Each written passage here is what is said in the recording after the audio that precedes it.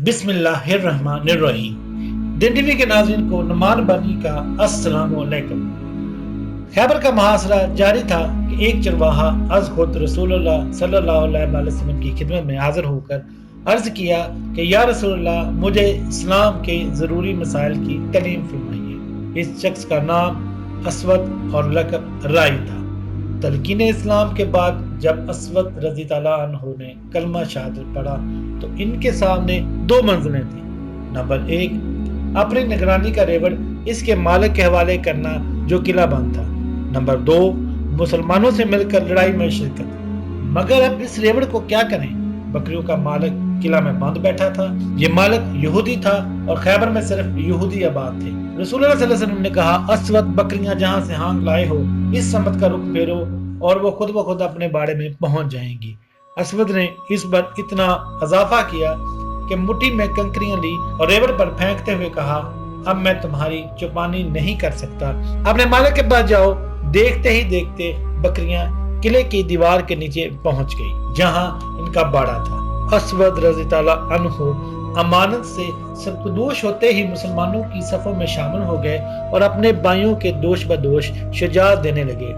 थोड़ी ही देर बाद दुश्मन का पत्थर लगने से शहीद हो गए।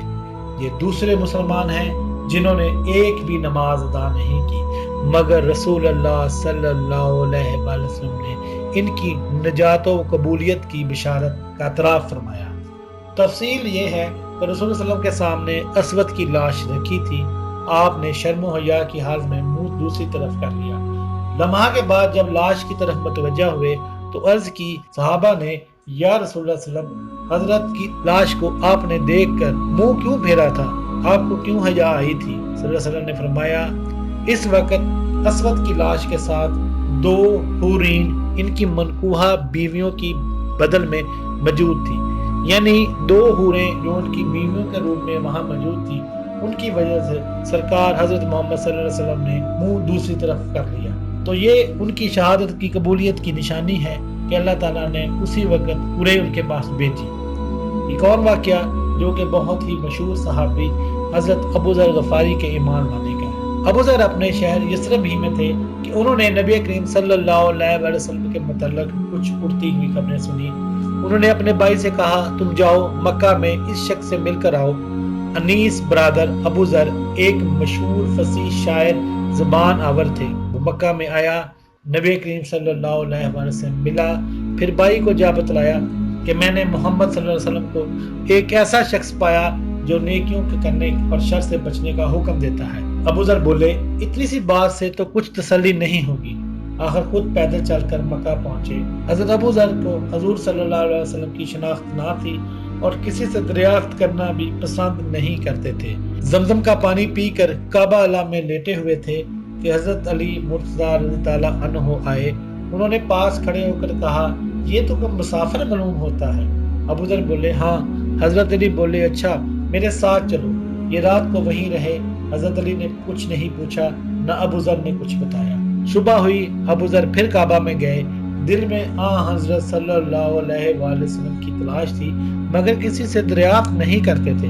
हजरत अली वहां पहुंचे तो उन्होंने फिर फरमाया, शायद तुम्हें अपना ठिकाना नहीं मिला। अबू ज़र बोले, हाँ। हजरत अली फिर साथ ले गए। अब उन्होंने पूछा, तुम कौन हो और क्यों यहाँ आए हो? अबू ज़र ने कहा, राज में रखो तो मैं बता देता हूँ। हजरत अली ने वादा किया। अबू ज़र ने कहा, मैंने सुना है शहर में एक शख्स है जो अपने आप को नबी बताता है। मैंने अपने भाई को भेजा था, वो यहाँ से कुछ तसल्ली बख्श बात लेकर ना गया, इसलिए खुद आ गया हूँ। हजरत अली ने कहा, तुम खूब आए और खूब हवा की मुझसे मिले। देखो मैं इन्हीं की खिदमत में हाजिर होने जा रहा हूँ, मेरे साथ चलो। मैं पहले अंदर जाकर देखूंगा, अगर इस वक्त मिलना मुनासिब होगा तो दीवार के साथ लाकर खड़ा हो जाऊंगा, गोया जो तय करेगा कि आप मुलाकात कर सकते हैं। अलगर्ज अबू ज़र हज़रत अली के साथ खिदमत नबी सल्लल्लाहु अलैहि वसल्लम में पहुंचे और अर्ज किया, मुझे बताया जाए कि इस्लाम क्या है। हाँ, हजरत ने फरमाया, इस्लाम की बाबत बयान फरमाता हूँ, सुनो। अबू ज़र इस वक्त मुसलमान हो गए जब सरकार ने मुकम्मल इस्लाम के ऊपर बात की। सल्लल्लाहु अलैहि वसल्लम ने फरमाया, अबू ज़र तुम अभी से इस बात को छिपाए रखो और अपने वतन वापस चले जाओ। जब तुम्हें मेरे ज़हूर की खबर मिल जाए तब आना। अबू ज़र बोले, बाखुदा मैं तो इन दुश्मनों में ऐलान करके जाऊंगा। اب ابو ذر کعبہ کی طرف آئے، قریش جمع تھے، انہوں نے سب کو باواضح بلند کلمہ شہادت پڑھ کر سنایا۔